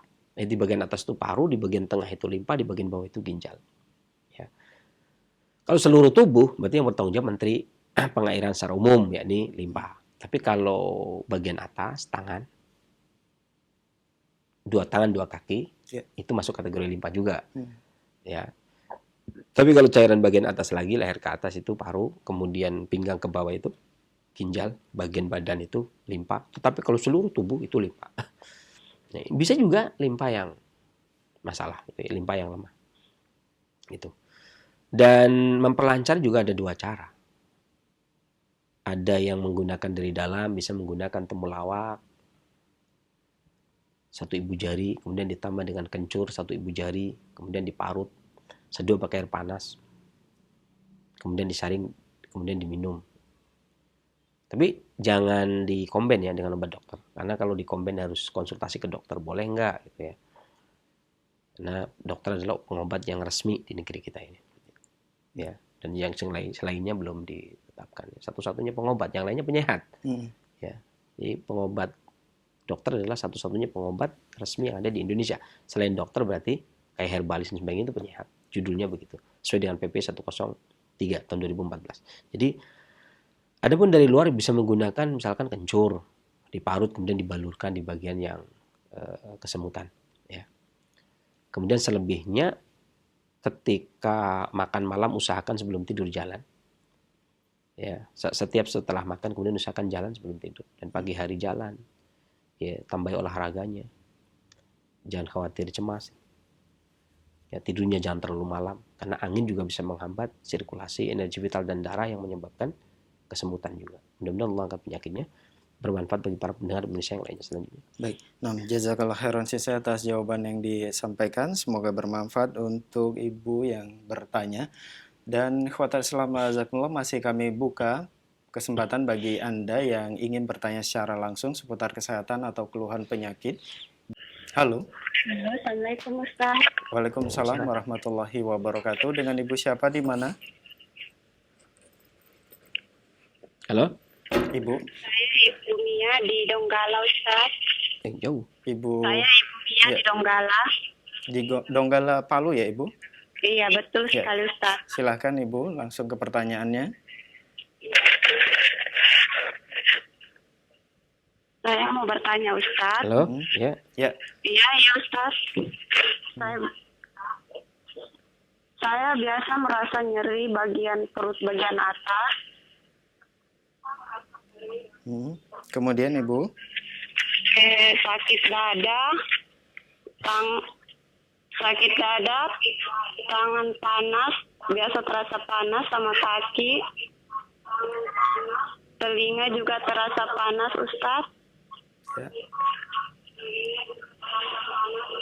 Sering bersendawa, BAB kurang lancar, dan sering buang angin, Ustaz. Ya. Baik. Udah pernah periksa kemana? Nggak ada, belum pernah, Ustaz. Sudah berapa lama? Belum pernah, Ustaz. Sebelumnya saya tanya. Sudah pernah berobat belum pernah ya? Pernah minum kunyit, pernah minum kunyit diseduh air panas, saran dari Sinsei, kemudian berkurang, hampir hilang.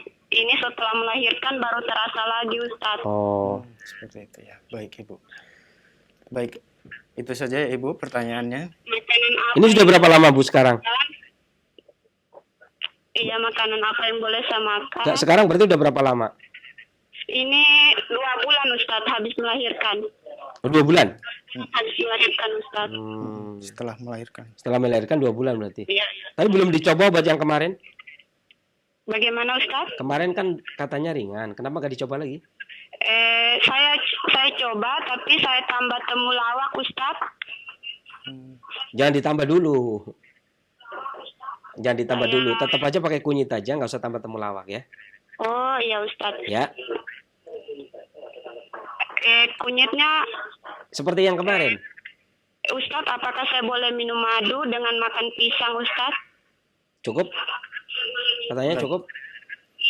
Baik, itu saja ya, Ibu ya pertanyaannya. Mohon ditunggu jawaban dari Sensei. Jazakallah khairan. Ya. Ya, silakan Sensei. Jadi maksud saya kan waktu itu sudah ringan ya. Kemudian Sebelum apa melahirkan. sudah boleh dibilang sudah hampir sudah tidak sakit lagi. Sudah tidak sakit lagi, kemudian muncul lagi ketika Setelah melahirkan. Ya udah dikonsumsi lagi seperti semula. Seperti yang dulu Ibu gunakan itu ya. Adapun bolehkah makan pisang? Boleh. Bolehkah minum madu? Boleh. Ya. Dan itu juga dibutuhkan. Buah dibutuhkan bagi orang yang menyusui. Madu juga sangat dibutuhkan buat orang yang menyusui. Demikian Bu, silakan dilakukan lagi obat yang dulu sudah pernah disampaikan dan mudah-mudahan kembali Allah sembuhkan penyakitnya dan bermanfaat bagi para pendengar Indonesia yang lainnya selanjutnya. Baik, jazakallah khairan Sensei atas jawaban yang disampaikan, dan kita beralih ke pertanyaan melalui pesan singkat yang sudah banyak sekali masuk di kesempatan ini. Dari Ibu Dewi di Bekasi. Assalamualaikum warahmatullahi wabarakatuh, Sensei. Sensei, saya sering gatal bila terkena angin dan makan seafood.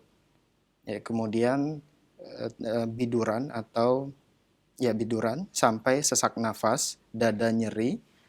Ini diakibatkan apa, Sensei? Mohon solusinya. Syukran. Ya, ini sebenarnya kalau penanya itu memperhatikan dari awal gitu ya, dan dulu sering saya menyampaikan, apalagi memperhatikan gangguan yang diderita, itu sebenarnya ya sebabnya dari apa? Ya dari itu tadi kan. Jadi saya kalau makan seafood, ya kan, kalau kena angin, ya itu. Makanya ada pengobatan, ada istilah kaidah pengobatan.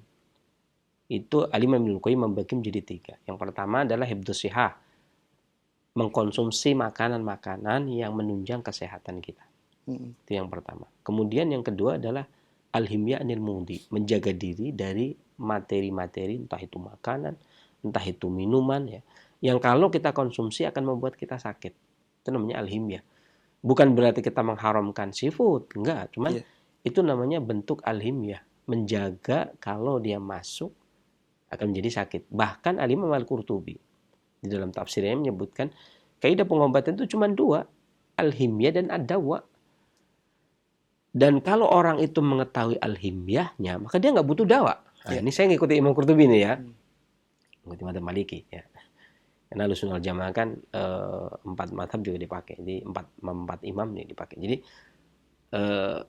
ketika seseorang itu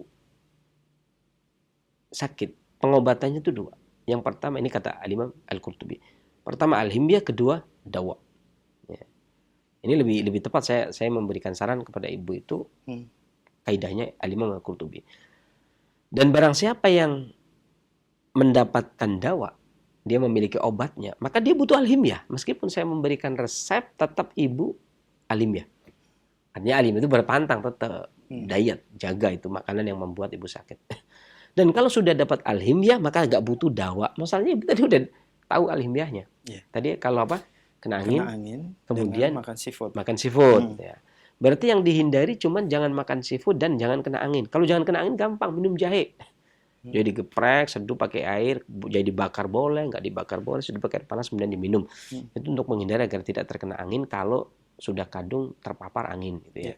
Ya kalau nggak ya usahakan tidur jangan terlalu malam, jangan begadang. Karena begadang itu yang menimbulkan angin. Keserang angin gitu ya. Tapi kalau terpaksa harus jalan kemana biar nggak kena angin ya minum jahe. Ya, atau ngunyah kencur. Ya, selebihnya alhimiyahnya makanya kalau saya ngikuti kaidahnya Imam Al-Qurtubi. Kalau sudah tahu alhimiyah nggak butuh dawa gitu ya. Jadi alhimiyah itu tadi jaga agar tidak kena angin. Agar tidak kena angin ini jahe, bisa minum jahe, dan jahe berarti tidak masuk kategori, dalam hal ini jahe tidak masuk kategori obat, tapi masuk kategori hibdus sihat. Jadi penjagaan agar materi yang bisa membuat kita sakit itu tidak masuk ya. Demikian Bu, mudah-mudahan Allah angkat penyakitnya dan bermanfaat bagi para pendengar Indonesia yang lainnya. Selanjutnya. Baik. Syukuran Sensei, wa jazakallahu khairan atas jawaban yang disampaikan. Semoga bermanfaat untuk penanya dan kita semua yang menyimak. Nah, ikhwatal Islam azakumullah, kami masih beralih ke pesan singkat kembali yang sudah masuk. Ada beberapa pertanyaan yang sama. Di antaranya Sensei, Assalamualaikum warahmatullahi wabarakatuh. Waalaikumsalam. Sensei, saya mempunyai penyakit di jari manis, gatal-gatal, tetapi terkadang sembuh dan terkadang kambuh lagi. Dan ada yang sampai 20 tahun seperti itu, Sensei. Oh, nah itu maksudnya saya. Ya. Itu yang maksud saya. Apakah itu, ini masuk kategori masuk kategori eksim lembab yang Iya. mutasabihat tadi. Ini masuk kategori yang dari dalam. Yang namanya sudah masuk ke dalam. Jadi sudah lembab namanya, sudah penyakit lembab dan sudah dalam namanya. Maka obatnya yang paling utama tentu happy ya. Happy yang paling utama tentu. Terus yang seperti ini pengobatannya barulah tadi resep yang tadi kita bikin. Bagi temu hitam diganti brotowali atau kunyit saja, itu juga bermanfaat buat eksim yang memang sudah menaun seperti itu. Demikian, dan Allah angkat penyakitnya dan bermanfaat bagi para pendengar Indonesia yang lainnya. Baik, jazakallahu khairan Sensei atas jawabannya. Dan pertanyaan selanjutnya dari Ibu, tidak menyebutkan namanya. Assalamualaikum warahmatullahi wabarakatuh, Sensei. Waalaikumsalam. Sensei, umur saya 65 tahun. Akhir-akhir ini sering mengalami gatal menyeluruh, panas, dan kulit seperti kena ular merah.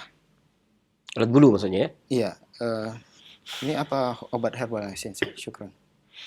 Jadi ini juga paru ya. Entah itu biduran, terkena masalah pada kulit, ini juga masuk kategori paru. Walaupun seringnya ketika orang terkena angin, kulit gatal merah itu yang ini. Yeah. Yang kasus seperti ini. Ya. Kalau yang kena ulat bulu kan ketahuan tuh. Ya, pakai daun yang buat pagar tuh, kedondong ya. Kemudian itu juga bisa pakai pakai bunga melati juga bisa. Tapi kalau yang seperti ini ya, ini yang namanya hindari seafood dan angin tadi ya. Nah, ini juga bisa menggunakan resep yang tadi kita sampaikan. Kunyitnya saja juga bisa. Kunyitnya juga saja bisa, karena kunyit itu sendiri juga selain menguatkan paru, dia juga mengeringkan lembabnya yang ada di permukaan tadi. Demikian, mudah-mudahan Allah angkat penyakitnya dan bermanfaat bagi para pendengar Indonesia yang lainnya. Baik, jazakallahu khairan Sensei atas jawaban yang disampaikan. Semoga bermanfaat untuk penanya. Dan selanjutnya pertanyaan dari Bapak Mariono di Pangandaran. Assalamualaikum Sensei. Waalaikumsalam. Sensei, istri saya gatal-gatal dan beruntus di setiap lipatan, bahkan sampai ke dada. Apakah itu termasuk penyakit eksim, Sensei? Dan bagaimana cara pengobatannya? Mohon jawabannya, Sensei. Syukur. Pangandaran ya? Pangandaran. Pangandaran ini berarti sebelah Cilacap, jauh juga. Sampai ya Roja ya? Sampai, Masya Allah ya. Radionya apa TV-nya ya? TV makanya. Ya. Gatal beruntus-beruntus gitu ya. Ya sebenarnya Saya sering meresepkan. Saya lebih suka karena dalam konsepnya Al-Imam Ibnu Qayyim itu lebih menganjurkan makanan. Maka saya lebih sering kalau untuk eksim itu menggunakan kunyit. Gangguan paru. Makanya saya sempat mengatakan kan, batuk darah juga saya seringnya menganjurkan kunyit. Ya, saya sering menganjurkan kunyit untuk pengobatan yang seperti itu. Dan saya punya tulisan juga tentang bumbu dapur yang kunyit juga digunakan untuk eksim dan jahe digunakan untuk eksim. Maksudnya jahe digunakan untuk eksim pada kondisi dari angin luar dan kunyit digunakan buat eksim yang dari angin dalam. Tapi bukan buat sedihnya ya. Bukan sedih minum kunyit, bahagia enggak begitu. Jadi kena marah saya. Jadi bukan begitu maksudnya. Jadi sedih minum kunyit ya nyengir gitu kan, dia nggak enak gitu ya. Jadi tetap kunyit ibu jari pasiennya, kemudian diparut seduh pakai air, kemudian boleh ditambah dengan sedikit garam ya, atau boleh juga ditambah dengan asam. Kunyit asam juga termasuk selain penghilang nyeri juga penghilang gatal. Demikian. Mudah-mudahan Allah angkat penyakitnya dan bermanfaat bagi para pendengar dan Indonesia yang lain. Selanjutnya. Baik, syukur saya atas jawaban yang disampaikan. Dan pertanyaan selanjutnya dari Ummu Salsabila di Kota Lahat. Assalamualaikum Sensei. Anak saya umur 4 tahun 1 bulan. Sejak bayi minum ASI-nya tidak mau banyak dan sampai sekarang susah sekali makan. Tapi sering BAB, sering ngompol, gigi depannya tinggal akar dan sering sakit gigi. Anak kecil dia? Iya, 4 tahun 1 bulan. Dan sering bisulan Sensei. Mohon solusi, anjuran dan pantangan makan minumnya Sensei. Kalau ini lebih ke arah limpa.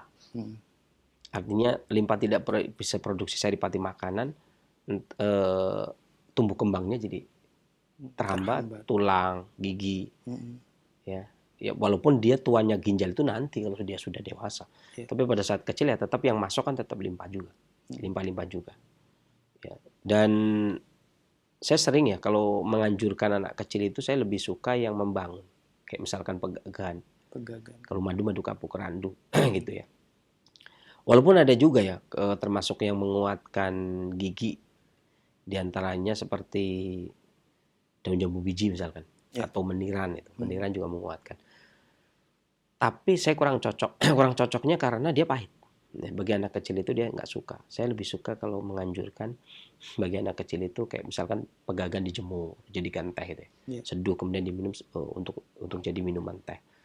Boleh ditambah dengan madu. Ini membantu tumbuh kembang buat otak, kemudian buat tulang ya. Juga merangsang nafsu makan.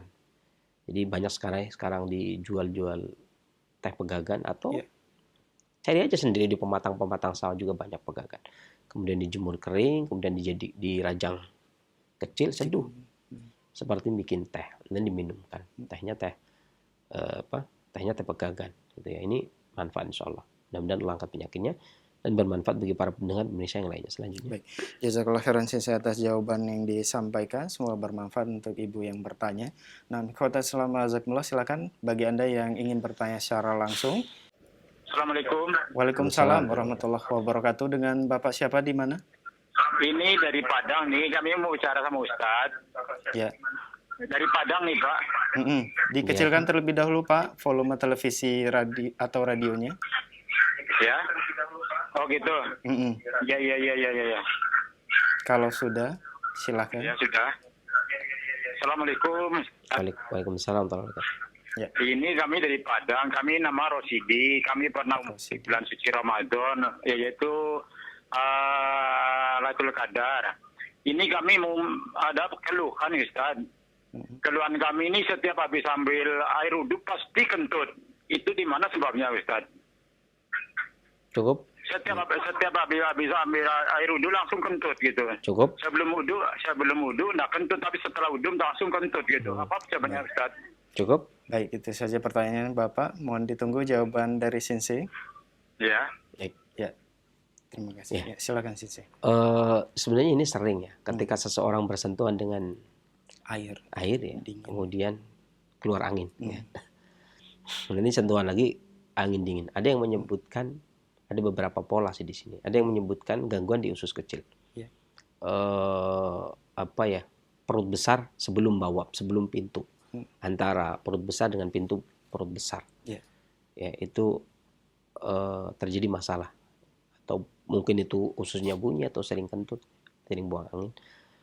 Dan ada beberapa hal yang bisa digunakan, diantaranya Bapak bisa menggunakan, ini salah satu di antara dua ya, Bapak bisa menggunakan temu hitam 1 ibu jari, kemudian diparut, diseduh pakai air setengah gelas, kemudian diminum, lakukan pagi dan sore, atau menggunakan adas.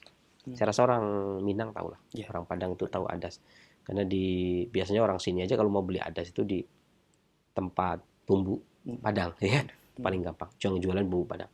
Ada 1 sendok teh, kemudian diseduh, kemudian diminum. Memang betul, secara umum adas ini mengeluarkan angin, ya. Jadi kalau diminum dia akan mengeluarkan angin, dan itu menuntaskan.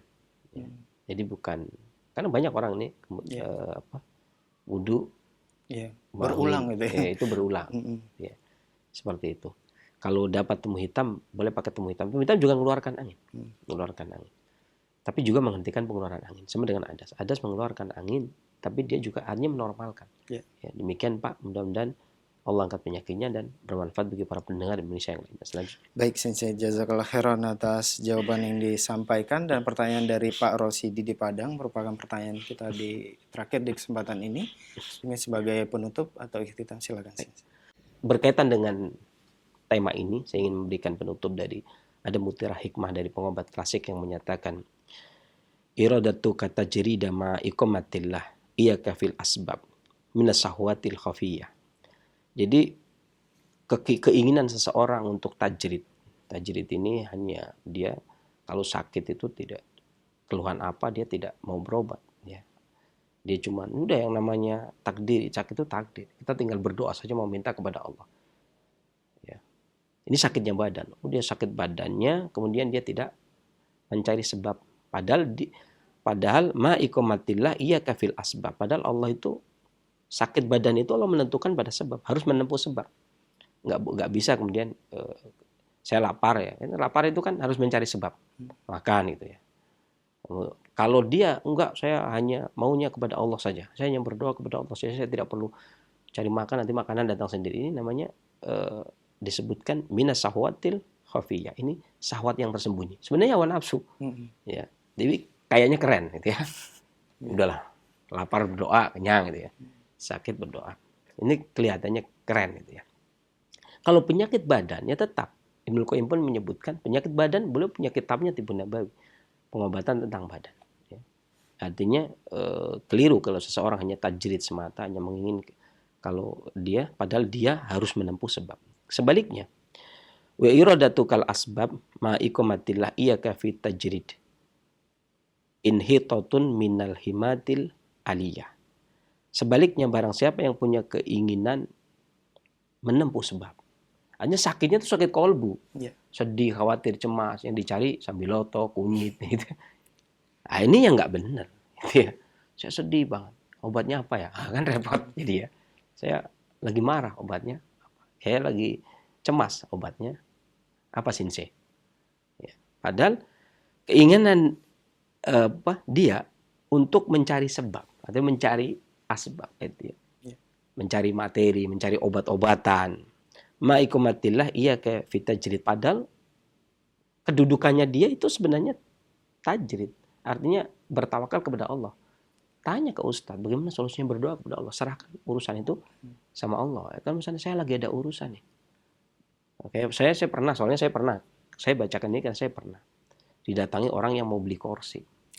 Ya, Sensei, saya mau beli kursi tapi orangnya dia udah nawar kursi tadinya. Begitu mau dibayar, habis orangnya nggak jadi dijual gitu ya. Dia nangis tuh, dia kecewa dia. Padahal sekeluarga udah diberitakan nanti akan beli kursi gitu. Dia beli kursi tetangga. Karena dia nggak dapat, akhirnya dia datang ke rumah saya. Dia nggak mau pulang dulu ke rumah saya. Gimana di Sensei? Ada apa? Saya mau beli itu kursi tadinya udah mau dijual, pas mau saya beli, saya mau bayar, dia nggak mau gitu. Nggak jadi dijual. Gimana di Sensei? Saya yang suruh ngasih kunyit sambil loto kan. Ini kacau. Ya. Maka ini namanya inhitatun minal himatil aliyah. Jadi dia itu justru merendahkan diri ke derajat yang lebih rendah, yang seharusnya dia minta ke Allah gitu ya. Minta solusi ke Allah ya. Kalau memang bukan rezekinya lah, selesai kan. Harusnya mintanya ke Allah, bukan ke manusia yang ngecek-ngecek sama-sama cek, minta tolong ke manusia. Sesuatu yang memang harusnya tempat kita itu meminta tolong kepada Allah. Ada masalah, ada kaitan apa? Yang itu minta tolong kalau kita memang di sakitnya misalkan kolbu, minta tolong sama Allah. Jangan sedih minta tolong sama manusia gitu. Gimana agar saya bisa bahagia? Orang nonton lawak kan saat itu juga, cuma saat itu selesai lawak ya sedih lagi kan. Yeah. Jadi ada kalanya kita ini minta tolong di mana tempat kita itu bisa berupaya dan berdoa, alamiah dan syariah, berupaya dan berdoa, atau kita hanya berdoa saja, gitu kan? Yeah. Obat itu terkadang hanya bisa berdoa saja, ya, atau terkadang berdoa dan berobat. Tapi doa tidak akan bisa ditinggalkan. Memohon kepada Allah tidak akan bisa ditinggalkan, itu penting. Ya. Walaupun antum sudah dapat obat, tetap saja antum butuh berdoa kepada Allah. Dan ada kalanya penyakit tidak butuh, ini penyakit kolbu, tidak butuh obat. Ya. Jangan sampai orang sedih dikasih sembiloto, malah hidupnya sudah pahit, jadi bertambah pahit, gitu ya. Jadi paling tidak kita tahu posisi kita. Makanya Al-Imam Ibnu Qayyim pun menyebutkan pengobatan itu alamiah dan syariah. Ya. Kalau sakit kolbu, tidak bisa tidak. Sesuatu yang datang dari Nabi SAW. Tidak ada yang kemudian dikasih. Entah itu dikasih kunyit, entah itu dikasih temulawak, entah itu dikasih temu hitam. Kalau ini penyakit kolbu, ya tetap saja obatnya apa yang datang dari Nabi SAW. Tetapi kalau penyakit badan, maka dua obatnya. Alamiah dan syariah. Demikian yang bisa saya sampaikan. Segala penyakit hendaklah kita bersabar. Karena rahmat Allah sangat luas. Kalau sesungguhnya doa kita itu diijabah. Cuman waktunya Allah yang menentukan. Ya.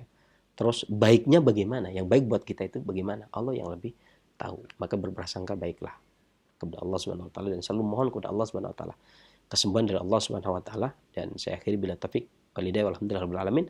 Wassalamualaikum warahmatullahi wabarakatuh.